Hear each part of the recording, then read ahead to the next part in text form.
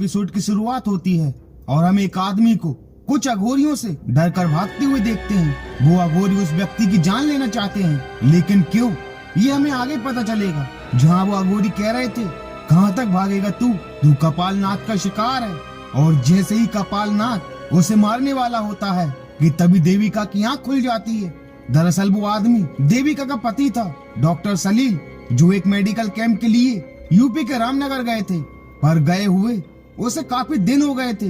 ना तो उसका फोन लग रहा था और ना ही सलील की कोई खबर थी। देविका काफी परेशान थी क्योंकि ये सपना उसे बार बार आ रहा था और उसे किसी अनहोनी का एहसास हो रहा था। और वो ठान लेती है कि वो सलील के पास जाएगी और उससे मिलकर अपना वहम मिटाएगी। पर वो नहीं जानती थी कि आगे जो भी उसके साथ घटने वाला था, उसकी शायद उसने कभी कल्पना भी नहीं की थी। वहीं देविका सीधा बनारस के रामनगर पहुंच जाती है, जहां वो सलील के दोस्त डॉक्टर अजीत से मिलती है। पर ना तो उसे और ना ही कैंप के किसी भी व्यक्ति को सलील के बारे में कुछ पता नहीं था। पर अजीत ने पुलिस में रिपोर्ट कर दी थी और अजीत रिक्शा लेने के लिए चला जाता है। पर तभी देविका की नजर उसी अघोरी पर पड़ती है जिसे उसने सपने में देखा था, जिसे देखकर वो काफी डर जाती है। जहाँ वो अघोरी भी उसे घूरे जा रहा था और दूसरे ही पल वो अघोरी गायब हो जाता है। और तभी देविका को सलील दिखाई देता है। वो उसे काफी आवाज भी लगाती है, पर सलील नहीं सुनता और वो उसके पीछे पीछे एक गली तक पहुंच जाती है। पर सलील वहां से गायब हो चुका था। और तभी अचानक से वो अघोरी उसके सामने आ जाता है और उसका हाथ पकड़कर कहता है, चली जा यहाँ से, चली जा, तेरा पति अब हमारा हो चुका है। पर किसी तरह वो अपना हाथ छुड़ाकर वहाँ से भागती है और अजीत से कहती है, उस अघोरी ने ही सलील को अगवा किया है, उसने मुझसे कहा। पर वो अघोरी भी गायब हो चुका था। जहाँ अजीत कहता है कि अगर ऐसा है तो सलील की जान खतरे में है, हमें तुरंत पुलिस के पास जाना होगा। वही इंस्पेक्टर सभी से पूछताछ करता है, पर किसी को भी सलील के बारे में कुछ पता नहीं था। और वो सीधा उन अघोरियों के पास पहुंच जाते हैं और सलील के बारे में पूछते हैं। जहाँ वो अघोरी कहते हैं, हमारे काम में विघन मत डाल, वरना। और इंस्पेक्टर दोनों से कहता है कि हमें इन अघोरियों के चक्कर में नहीं पड़ना चाहिए, चलिए यहाँ से। अब हमारी मदद सिर्फ त्रिपुरारी बाबा ही कर सकते हैं। वो अघोरी विद्या के ज्ञाता हैं। पहले भी उन्होंने मेरी मदद की थी एक आदमी को इन अघोरी से छुड़ाने में। अब हमें देर नहीं करना चाहिए। और सभी त्रिपुरारी बाबा के आश्रम पहुँच जाते हैं, जहाँ इंस्पेक्टर उन्हें बताता है कि इनके पति कई दिनों से लापता हैं और हमें लगता है कि वो अघोरियों के चक्कर में पड़ चुके हैं। जहाँ देविका भी उन्हें अपने सपने में बीती और यहाँ आकर उसके साथ घटी सारी घटना बताती है और कहती है कि वो अघोरी किसी कपालनाथ की बात कर रहे थे, जिसे सुनकर बाबा कहते हैं कि अगर ऐसा है तो सलील की जान बचाना काफी कठिन है। कपालनाथ कोई साधारण अघोरी नहीं, बल्कि काफी दुष्ट और शक्तिशाली अघोरी है। उसकी उम्र लगभग 250 वर्ष है। और तभी एक कपाल और एक त्रिशूल उनके पास आकर गिरता है, जिसे देखकर सभी काफी डर जाते हैं। जब बाबा कहते हैं कि डरो मत, ये संकेत है कि वो अघोरी हमें चेतावनी दे रहे हैं कि हम सलील से दूर रहें। पर डरो मत बेटी, मैं तुम्हारी मदद अवश्य करूंगा। ये लो रुद्राक्ष की माला का रक्षा सूत्र, इसे नहाकर पहनना, ये तुम्हारी उन अघोरियों से रक्षा करेगा। अब आप इनके रहने का प्रबंध करिए, मैं सलील के बारे में जानकारी जुटाता हूँ। वहीं जब देविका नहाने जाती है कि तभी एक अघोरी उसके कमरे में प्रवेश कर जाता है। और देविका नहाने के बाद जब उस रक्षा सूत्र को धारण करने वाली थी कि तभी वो अघोरी उसके सामने आ जाता है और देविका को मारने की कोशिश करता है। पर तभी देविका उस रक्षा सूत्र को उस अघोरी के सामने कर देती है और वो अघोरी डरकर वहां से भाग जाता है और देविका बेहोश हो जाती है। वहीं जब देविका को होश आता है तो त्रिपुरारी बाबा उसके सामने बैठे थे, जो कहते हैं कि वो अघोरी तुम्हें मारने आया था, पर इस रक्षा सूत्र ने तुम्हें बचा लिया। पर वो कपालनाथ नहीं था, नहीं तो ये रक्षा सूत्र भी तुम्हें नहीं बचा पाता। मैंने पता लगाया है कि कुछ अघोरी यहाँ के पुरानी योगीनाथ महादेव शिव मंदिर में अपनी साधना करने के लिए आए हैं। मुझे लगता है कि शायद सलील भी वहीं होगा, मैं वहीं जा रहा हूँ, तुम आराम करो। पर देविका कहती है कि बाबा मैं भी आपके साथ चलूंगी। पर बाबा कहते हैं कि बेटी वहाँ बहुत खतरा है, तुम्हारी जान भी जा सकती है। पर देविका नहीं मानती और दोनों मंदिर के लिए निकल जाते हैं। और जब मंदिर पहुँचते हैं तो कुछ अघोरी अपनी साधना कर रहे थे और उनके बीच सलील भी पड़ा हुआ था, पर वो अपने होश में नहीं था और वो सलील के ऊपर अपनी तंत्र साधना कर रहे थे। जब बाबा कहते हैं कि बेटा तुम तुरंत पुलिस को बुलाओ, फोन करो उनको। और तभी सलील उठकर कहता है, मेहमान आए हैं, उनकी खातिरदारी करो। और बाबा और देविका तुरंत वहाँ से निकल जाते हैं, जहाँ उस अघोरी को कोई दिखाई नहीं देता। पर तभी दूसरा अघोरी उन्हें घेर लेता है और अपने कई रूप रख लेता है और उन्हें अपनी शक्तियों से मारने की कोशिश करता है। पर बाबा उनके बार को रोक लेते हैं और देविका को जाने के लिए कहते हैं।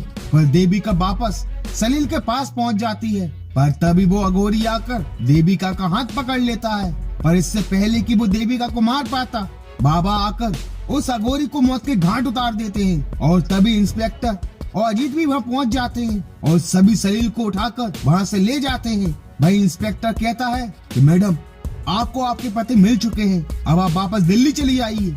पर बाबा कहते हैं कि नहीं, खतरा अभी टला नहीं है, ये कहीं भी चले जाएं, वो कपालनाथ इन्हें ढूंढ ही लेगा।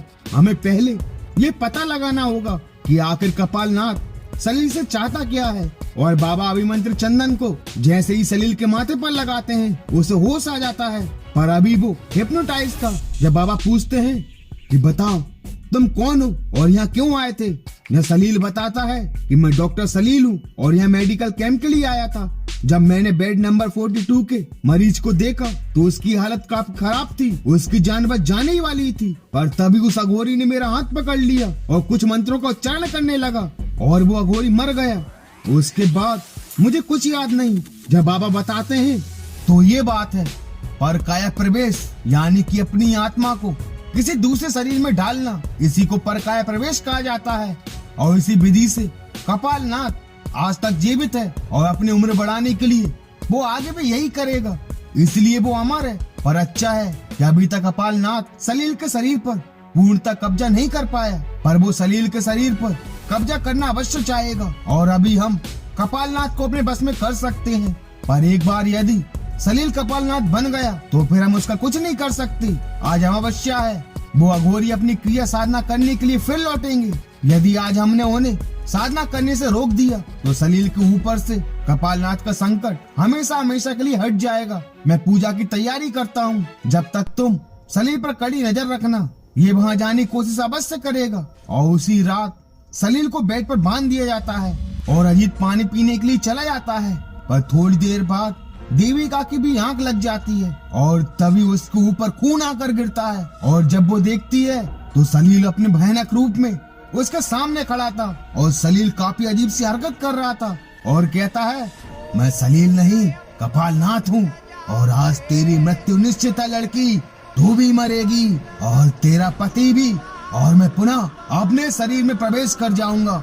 और देविका तुरंत वहाँ से भागती है, पर सलील फिर से उसके सामने आ जाता है और तभी वो देखती है कि अजीत भी मर चुका है और वो सलील के सामने अपना रक्षा सूत्र करती है। पर सलील जो कि कपालनाथ था, उस पर रक्षा सूत्र का असर नहीं होता और वो जल जाता है। और एकदम से बाबा आकर देविका को उठा देते हैं और अजीत भी जिंदा उसके सामने खड़ा था, पर सलील कमरे में नहीं था। जब बाबा कहते हैं कि उसकी शक्तियाँ बढ़ने लगी हैं, हमें अभी शमशान घाट के लिए निकलना होगा वरना बहुत देर हो जाएगी। और तभी देविका देखती है कि उसका रक्षा सूत्र जल रहा है, यानी कि जो भी उसने सपने में देखा वो सच था। वहीं वो अघोरी कपालनाथ के मत शरीर पर अपनी साधना कर रहे थे और सलील भी चिता के पास बैठा हुआ था और मंत्रों का उच्चारण कर रहा था और कह रहा था कि आज अमावस की रात है और आज मेरा पुनर्जन्म होगा। जब बाबा कहते हैं कि हमारे पास बस अब यही मौका है, अगर हम कपालनाथ के शरीर का दाह संस्कार कर दें तो उसका शरीर जल जाएगा और उसकी आत्मा भी नष्ट हो जाएगी और सलील भी कपालनाथ के चंगुल से छूट जाएगा। मैं जाकर इनका ध्यान भटकाता हूँ, तुम चुपके से जाकर उस शरीर को जला देना। और बाबा जाकर उन अघोरियों का सामना करने लगते हैं और अघोरी उन पर हमला कर देते हैं, पर वो बाबा का कुछ नहीं बिगाड़ पाते। और तभी सलील जो कि कपालनाथ था वो जाकर बाबा का सामना करता है, पर कपालनाथ की शक्तियों का सामना बाबा नहीं कर पाते।